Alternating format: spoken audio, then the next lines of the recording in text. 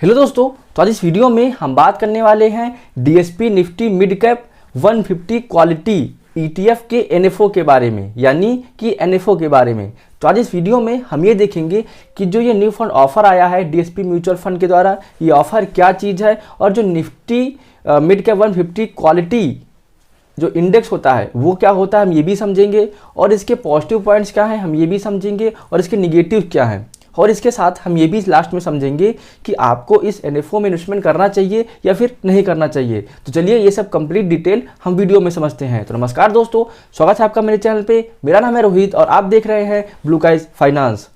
तो आइए सबसे पहले हम ये समझते हैं कि जो हमारा मिड कैप 150 क्वालिटी 50 इंडेक्स है जो हमारा निफ्टी का, तो ये है क्या चीज़, पहले हम ये समझते हैं। जैसा कि आप इमेज से देख सकते हैं, the Nifty mid cap 150 quality 50 index includes top 50 companies from its parent Nifty mid cap 150 index. मतलब जो हमारा निफ्टी मिड कैप 150 इंडेक्स है उसमें से 50 ऐसे क्वालिटी स्टॉक्स में इसका इन्वेस्टमेंट होता है। वहाँ पर ये अलग इंडेक्स बनाया गया है जिसका इंडेक्स का नाम ही है Nifty mid cap 150 quality 50 index. तो देखिए यहाँ पर जो इंडेक्स होगा, तो यहाँ पर जो स्टॉक्स इसमें लिए जाते हैं क्वालिटी इंडेक्स में, मतलब निफ्टी मिड कैप 150 इंडेक्स में से 50 ऐसे स्टॉक्स निकाले जाएंगे जो कि क्वालिटी पे ज़्यादा अच्छे होंगे, मतलब क्वालिटी पे स्कोर किए जाते हैं। तो जिनकी क्वालिटी अच्छी होती है स्टॉक्स की, वो हमारे इसमें आएंगे Nifty mid cap 150 quality 50 index में। तो जो ये एनएफओ आया है, जो डीएसपी म्यूचुअल फंड ने एनएफओ लॉन्च किया है, ये 50 क्वालिटी इंडेक्स में इसका इन्वेस्टमेंट होगा। और देखिए इसका जो क्वालिटी स्कोर है वो कैसे जो है जज किया जाएगा, ये आप देखिए कि the quality score for each company is determined based on return on equity, जो हमारा आरओई होता है, फाइनेंशियल लेवरेज, और बाकी आप ये भी देख सकते हैं कि जो अर्निंग पर शेयर होता है, मतलब जो किसी स्टॉक की जो ईपीएस होता है, अर्निंग पर शेयर होता है, वो पिछले 5 साल का एनालाइज किया जाता है। उसके हिसाब से उस स्टॉक की जो है क्वालिटी स्कोर उसकी वैल्यू सेट की जाती है। तब फिर जो हमारा निफ्टी मिड कैप 150 इंडेक्स के वहाँ से क्वालिटी 50 स्टॉक्स निकालते हैं, फिर एक नया इंडेक्स बनाते हैं जिसका नाम है निफ्टी मिड कैप 150 इंडेक्स, जिसमें से 50 क्वालिटी इंडेक्स जो होता है, इसका देखिए नाम तो बहुत लंबा है, Nifty mid cap 150 quality 50 index जो है इससे मिलके बनता है।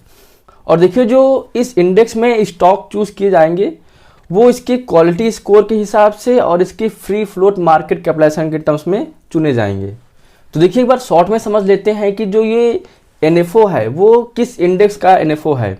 देखिए आपने सुना होगा जो निफ्टी मिड कैप 150 इंडेक्स होता है, वहाँ से 50 स्टॉक्स चूज किए जाएंगे जो कि क्वालिटी बेसिस पे जो है टॉप 50 में आएंगे। मतलब 150 में से 50 ऐसे स्टॉक्स होंगे, उनका एक इंडेक्स बना दिया गया अलग से, तो वो जो इंडेक्स होगा वहाँ पर इसका इन्वेस्टमेंट होगा। तो आई होप आपको अब समझ में आ गया होगा कि ये जो एनएफओ का इन्वेस्टमेंट होगा वो किस इंडेक्स में होगा।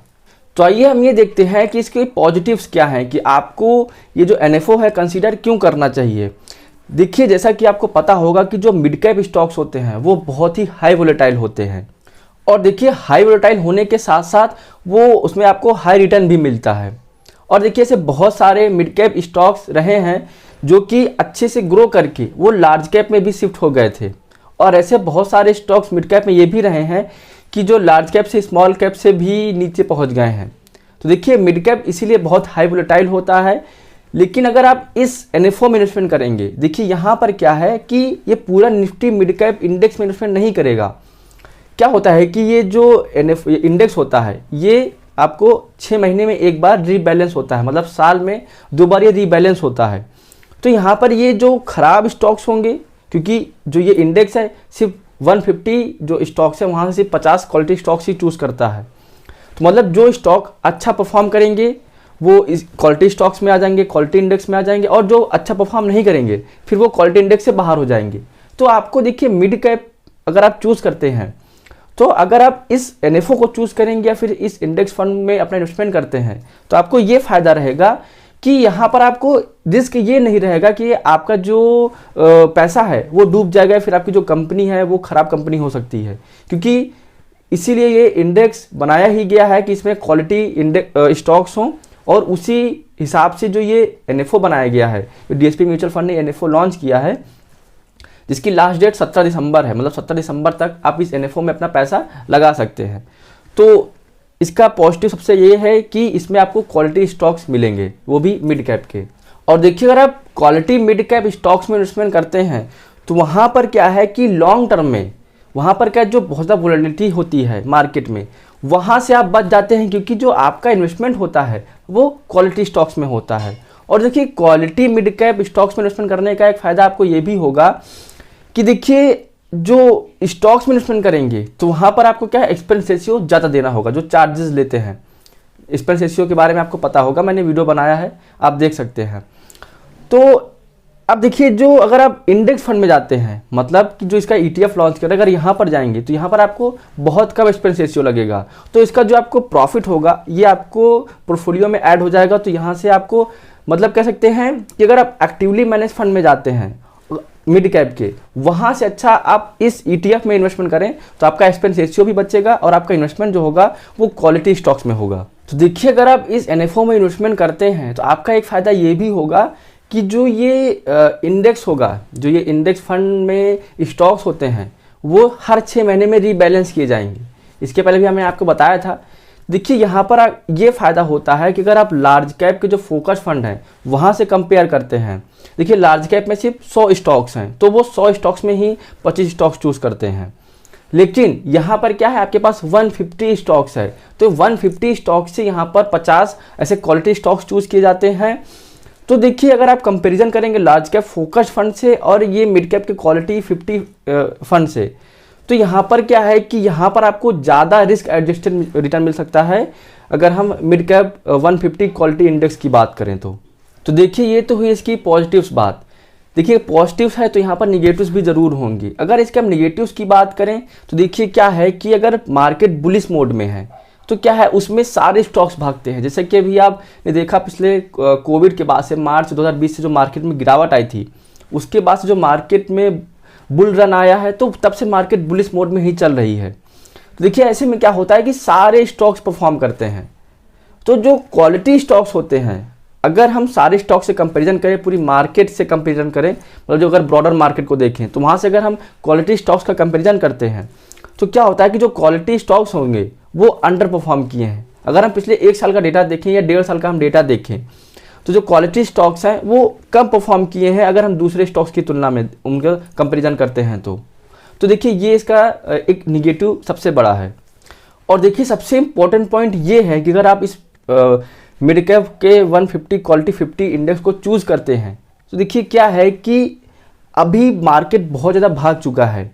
तो अगर आप मिड कैप को चूज़ करेंगे तो आपका जो इन्वेस्टमेंट का टाइम फ्रेम होना चाहिए वो लंबा होना चाहिए। लंबा होने का मतलब ये है कि देखिए एक डेटा है मेरे पास वहाँ पर कि देखिए जो प्राइस टू अर्निंग रेशियो है Nifty mid cap quality 50 index का, तो इसका जो प्राइस टू अर्निंग रेशियो है ये अगर हम नवंबर 30 का देखते हैं, 30 नवंबर 2021 अगर हम डेटा देखें तो वो करीब 31.28 है।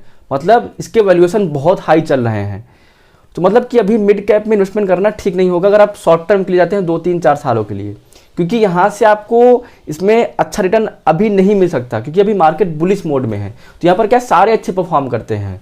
तो देखिए ऐसे में क्या है, अगर मार्केट वोलेटाइल होता है या मार्केट हो सकता है कि अभी ओमिक्रॉन का जो वायरस आया है दूसरा, तो अगर मार्केट यहाँ से थोड़ा गिरता है 1000-2000 पॉइंट यहाँ से गिरता है तो देखिए सबसे पहले मतलब मार्केट 1000-2000 पॉइंट का मतलब मैं निफ्टी की बात कर रहा हूँ। तो अगर निफ्टी 1000-2000 पॉइंट गिरता है तो ऐसे में क्या है उससे भी तेज़ी से मिड कैप और स्मॉल कैप गिरते हैं। तो फिर आप ये सोच समझ के इन्वेस्टमेंट करिए कि अगर आपका जो इन्वेस्टमेंट का टाइम फ्रेम है या इन्वेस्टमेंट का होराइजन है वो शॉर्ट टर्म के लिए है तो फिर आप इसको इग्नोर कर सकते हैं क्योंकि मार्केट अभी बहुत ज़्यादा बुल रन में आ चुका है। हाँ, मार्केट अगर वैल्यूएशन उसको ठीक हो, जैसे इसके प्राइस टू अर्निंग रेशियो की बात करें तो इसका जो प्राइस टू अर्निंग रेशियो है वो 31.28 है, मतलब बहुत ज़्यादा है।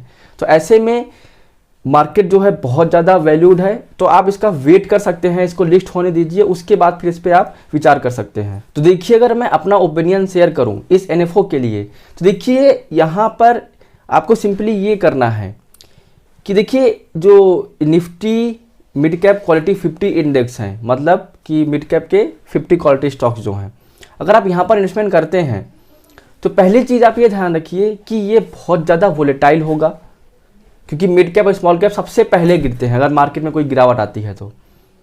और ऐसे अगर आप देखेंगे पिछले 18 महीने से मार्केट बुल रन में है, तो मार्केट ऑलरेडी बहुत भाग चुका है। तो अगर अभी आप इन्वेस्टमेंट करते हैं तो आपका जो इन्वेस्टमेंट होराइजन होता है ये 7 से 8 साल का हो कम से कम, क्योंकि अगर मार्केट बीच में ख़राब होती है तो आपका जो पोर्टफोलियो है वो निगेटिव रिटर्न भी दे सकता है। तो आप इस बात का ध्यान रख के ही इसमें इन्वेस्टमेंट करिए। तो देखिए, आई होप आपको वीडियो पसंद आया हो। अगर आपको ये वीडियो पसंद आया हो तो आप इस वीडियो को लाइक कर सकते हैं। अगर आपको ऐसे ही म्यूचुअल फंड रिलेटेड वीडियोस चाहिए तो आप मेरे चैनल को सब्सक्राइब कर सकते हैं। तो आज के लिए इतना ही, मिलते हैं अगले वीडियोज़ में।